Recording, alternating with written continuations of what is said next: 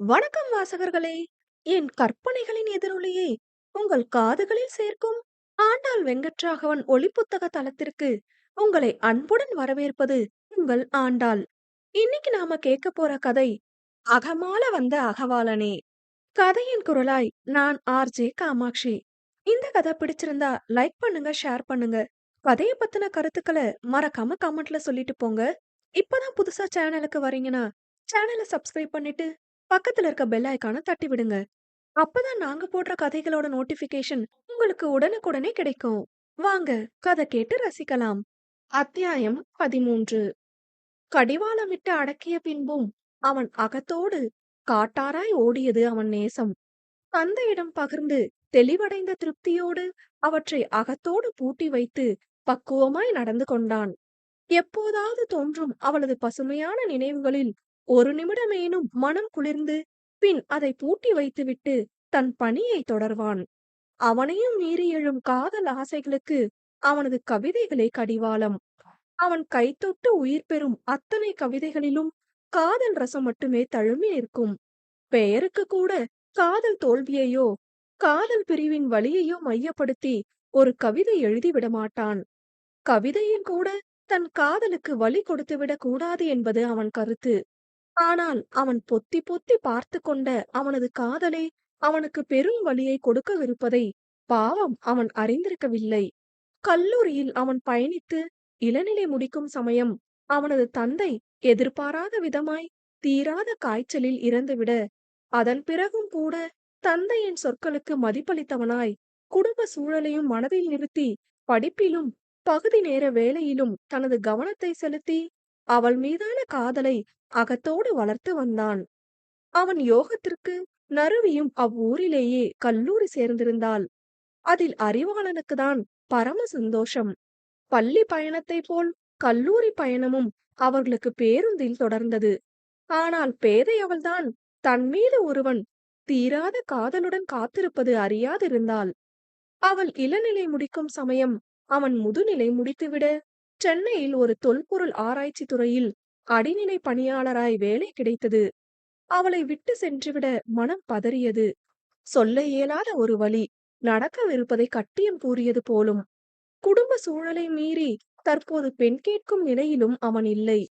அவளது வசதிக்கு அவனுடைய வசதி சற்று குறைவுதான்.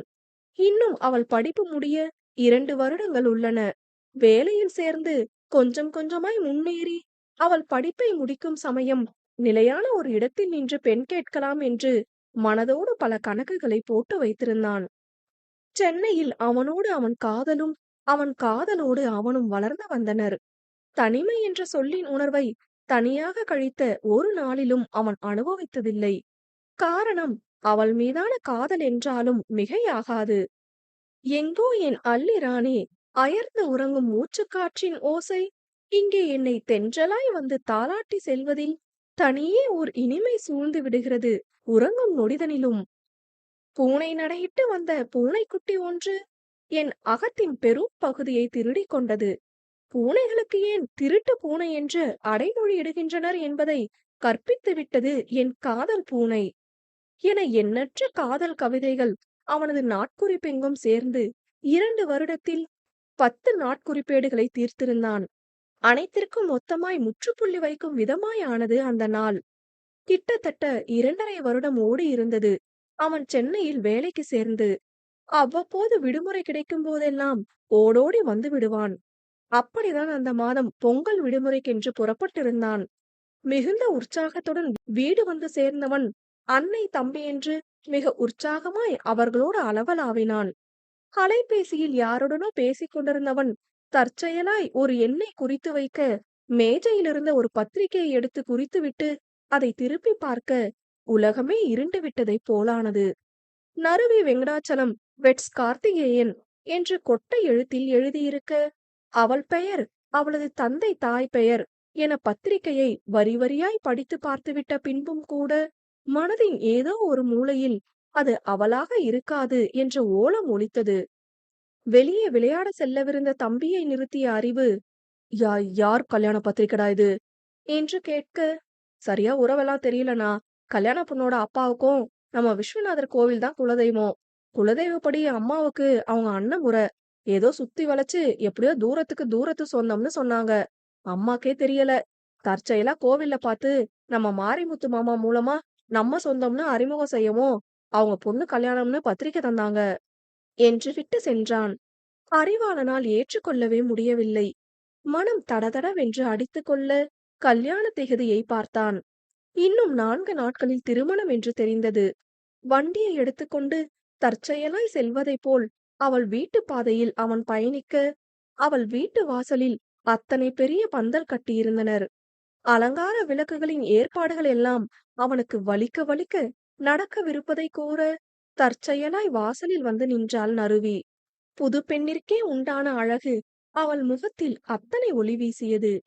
கை நிறைய மருதாணி வைத்திருந்தவள் அழகாய் புடவை வேறு உடுத்தி இருந்தாள். உறவுக்கார பெண்மணி ஒருவர் வந்து ஏதோ சொல்ல, நாணம் கொண்டு புன்னகைத்தவள் அவரோடு உள்ளே சென்றாள். இத்தனை நாட்கள் அவள் சிந்திய புன்னகையாவும் சித்திரமாய் அவனுள் பதிய, இன்றோ சிதறலாய் மாறி அவனையே சிதைத்துக் கொண்டிருந்தது. ஓவென்று கத்தி அழவேண்டும் போல உந்திய மனதை அடக்கதான் பெரும் கடினப்பட்டு போனான். விறுவிறுவென்று அவள் வீட்டிற்குள் சென்று, எப்படிடி கல்யாணத்துக்கு ஒத்துக்க முடிஞ்சது உன்னால? நான் ஒருத்தன் உனக்காக தவம் கிடக்குறேன். என்ன அம்போன்னு விட்டுட்டு எவனையோ கட்டிப்பியா என்று கேட்டு கதற வேண்டும் போலிருந்தது. எங்கே இன்னும் கொஞ்ச நேரம் அங்கிருந்தாலும் மனதில் தோன்றிய அபாய எண்ணங்களை செயலாற்றி விடுவோமோ என்று அஞ்சியே தன் வீட்டை அடைந்தவன் அறைக்குள் சென்று அடைந்து கொண்டான். இனி தான் 10 வருடங்களாய் கண்டு வந்த கனவு, தனது காதல், தனது ஆசை, அவளுக்காக நித்தம் காதல் ரசம் சொட்டத்தான் இயற்றிய கவிதைகள், அவளுக்காகவே பாதுகாத்து வைத்திருந்த தன் நேசம், அவ்வளவுதான், அவ்வளவேதான். ஒற்றை நொடியில் தன் மொத்த வாழ்வுமே முடிந்து போனதோ என்று வியக்கும் வகையில் அவனை துக்கம் தொண்டை அடைத்தது. போராட வேண்டுமென்று கூக்குரலிட்ட மனதை எப்படி அடக்கிடுவதென்றே அவனுக்கு புரியவில்லை. காலதாமதம் செய்து விட்டோமோ? குறைந்தபட்சம் தன் நேசத்தையாவது கூறியிருக்க வேண்டுமோ என்று தன்னையே நிந்தித்து நொந்து போனான். கண்களை கட்டுப்படுத்த முடியவில்லை. இனி ஒன்றுமே செய்ய இயலாது என்ற நிலையில் விதி தன்னை நிறுத்திவிட்டதே என்று நினைக்கும் நொடி வாழ்வே இருண்டு விட்டதை போலானது அவனுக்கு. தான் காத்து வந்த கண்ணியத்திற்கு இக்காதல் கொடுத்திடும் பரிசா என எண்ணி கரைந்தான். யாரை குறை கூறி கூக்குரலிடுவது? யாரை குற்றம் சொல்வது? தன் காதல் தன்னுள்ளே பிறந்து, தன்னுள்ளே வளர்ந்து, இன்று தன்னுள்ளே மடிந்து துடிக்கின்றதே. இந்த வேதனைக்கு யாரை குறை கூறிவிட இயலும் என்று மருகினான். குறைந்தபட்சம் அந்த நிமிடம் அவன் வேண்டியது கதறி அழுவதற்கு வேண்டிய தனிமை மட்டுமே. நொடியும் யோசிக்காமல் தனது உடைமைகளை மூட்டை கட்டிக்கொண்டு கிளம்பி விட்டான். ஏண்டா பொங்கலுக்கு லீவுன்னு வந்துட்டு இப்படி ஒத்த நாள்ல பறந்து ஓடுற என்று காமாட்சியும், என்ன நான் அதுக்குள்ள கிளம்புற என்று கேட்ட இளங்கோவையும் எதிர்கொள்ள இயலவில்லை அவனால். அவசர வேலைமா, வேற ஆள் இல்ல, என்னதான் கூப்பிடுறாங்க என்று கூறி அடுத்த விடுமுறைக்கு வருவதாய் சமாளித்தவன் புறப்பட்டிருந்தான். அடித்து பிடித்து சென்னையில் உள்ள தன் இருப்பிடம் வந்து சேர்ந்தவன் கதவை பூட்டிவிட்டு அப்படியே மடங்கி அமர்ந்திருந்தான். ஏண்டி என்னை விட்டு போனன்னு கூட புலம்ப முடியலையே, இப்படி என் காதல் கருவாவே கலைஞ்சு போயிடுச்சே என்று முடிந்த மட்டும் கத்தி அழுதவனுக்கு ஆறுதலென்று யாரும் இல்லை. அதை அவன் எதிர்பார்க்கவும் இல்லை. கதறினான். தொண்டை வலியிலாவது இந்த காதல் வலி தணிந்திடாதா என்ற நப்பாசையில் கதறி அழுதான்.